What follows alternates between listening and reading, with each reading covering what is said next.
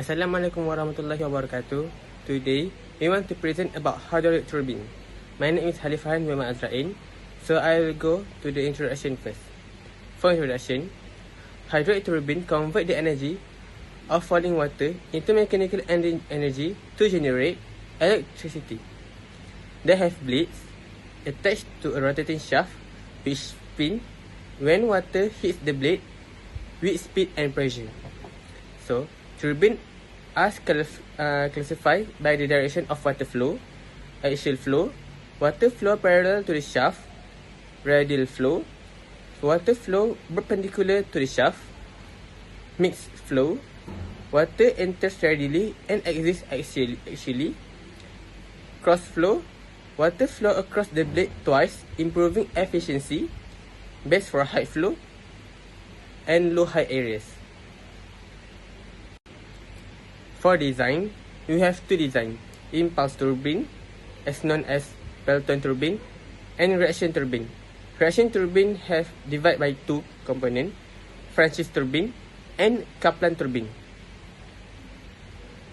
Assalamualaikum and hi, I'm Azmi Rega Muhammad Zebri, and now I'm gonna dive into the impulse turbine or Pelton turbine. So Pelton turbine consists of four main components, which is the reservoir, the water reservoir, the penstock, the tube which the penstock is the tube which the water flow, and the nozzle where the water came out, and the runner which spins to generate the electricity.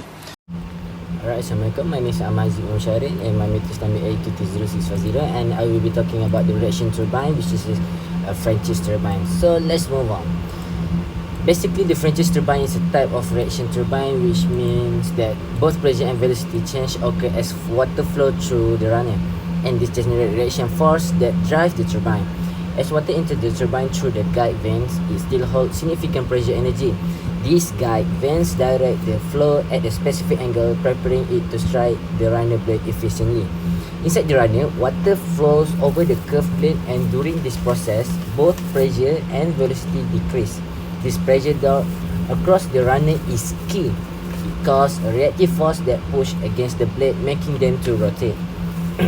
Unlike impulse turbine, where energy transfer happens mainly through the velocity change, the Francis turbine depends heavily on the pressure difference from inlet to outlet.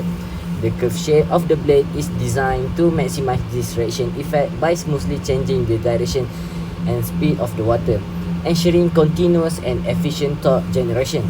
This combination of pressure force and flow direction changes is what defines the reaction in a Francis turbine and make it ideal for medium to high flow, medium head application.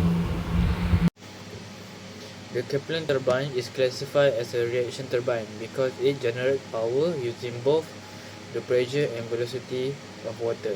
Unlike impulse turbine, which only use the speed of water jet, reaction turbine operate fully submerged in water, and the energy conservation happen inside the turbine runner. In Kaplan turbine, water flow from the spiral casing through an adjustable guide vane, and then over the runner blade, which are also adjustable. As the water pass through, it gradually loses pressure and change speed. This change in energy from pressure and velocity push the blade and cause the turbine shaft to rotate. Because the water stays in contact with the blade while its pressure and direction change, the turbine reacts to the flow. This is what defines reaction turbine. Kaplan turbines are especially useful for low head and high flow water resources, such as wide river or small dam. The ability to adjust both the guide vane and the runner blade make the Kaplan turbine very efficient, even when water conditions vary. How the Pelton turbine works is basically you have a height head, which is height difference between the reservoir and the turbine, and the water flow downstream into the penstock through the nozzle, came out through the nozzle, and hit the runner, the bucket on the runner to spin the runner and generate electricity. This is the high head make the water flow faster and more impactful into the bucket, so it can move. When the water hit the bucket, it creates an impulse force, and that's why the turbine called impulse turbine. And now let's talk about the operation and how the system works for Francis turbine. So as you can read, the Francis turbine is a reaction turbine used in the hydroelectric power plants. It uses both the pressure and speed of water to generate energy. I repeat, both the pressure and speed of water to generate energy. Water flows from a high reservoir through a penstock and into a spiral casing around the turbine. Inside, adjustable guide vanes called wicket gates control the flow and direction of water. The water then hits the curved runner blades, making the turbine spin. This spinning motion turns a generator which produces electricity. Finally, the water leaves through a draft tube which helps increase efficiency by recovering leftover energy. The operation and how the system works. 3. Kaplan turbine. The Kaplan turbine is a reaction type turbine used in place with low height but high water flow. It's common in hydroelectric power plants. Water flow from the reservoir through a penstock into a spiral casing, where it is directed by adjustable guide vanes.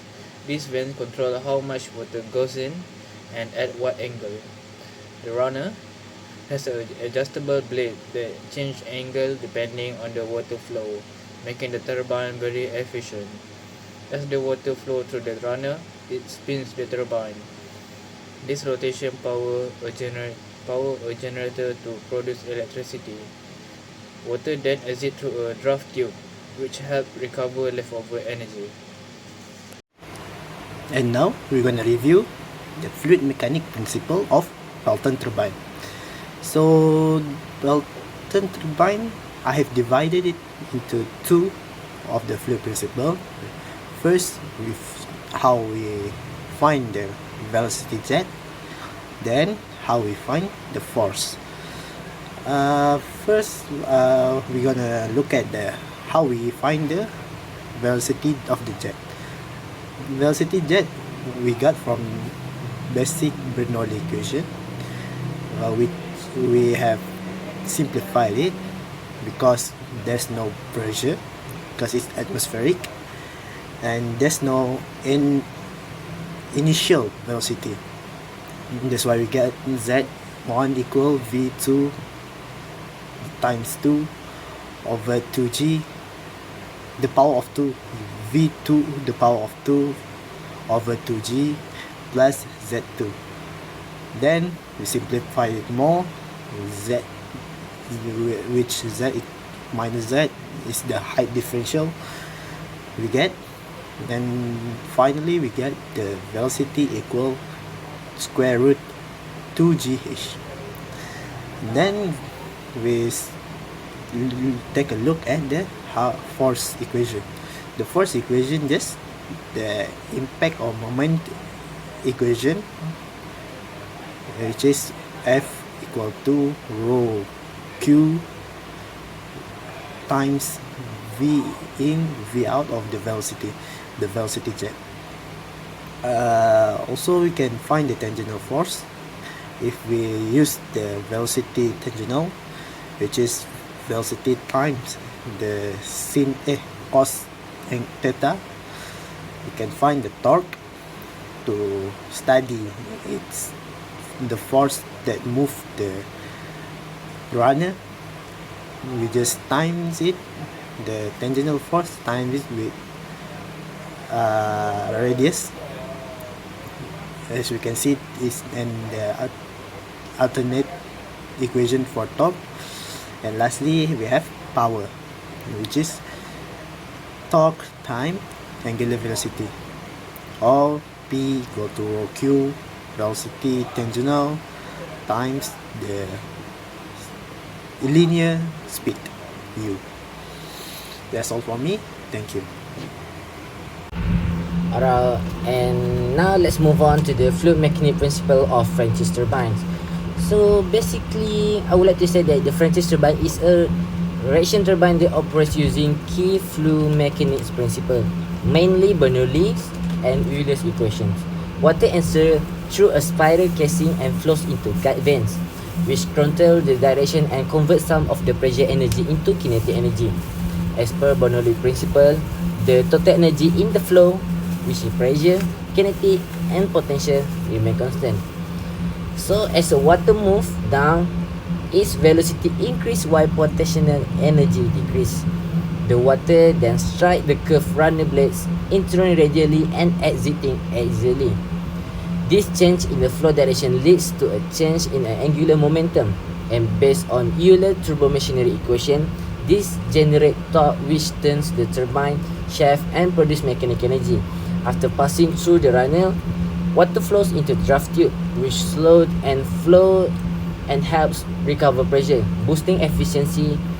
This process makes the Francis turbine highly efficient for medium head hydroelectric power generation.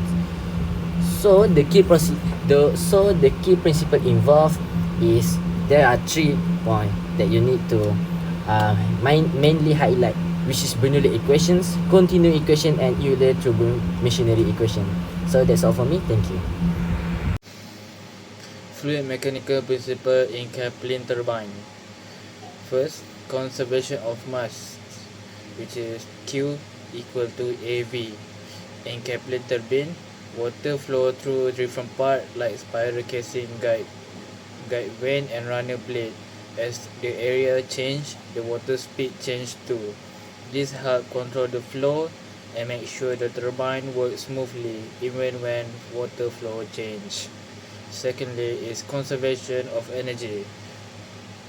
Bernoulli principle. Bernoulli principle explain how energy flowing in flowing water is shared between pressure, speed and height. Water starts with high potential energy in reservoir. As it flows down into the turbine, this energy changes into pressure and then kinetic energy. The moving water push the blade and turn the shaft to generate electricity. And lastly is momentum principle. This principle deals with how water push the blades.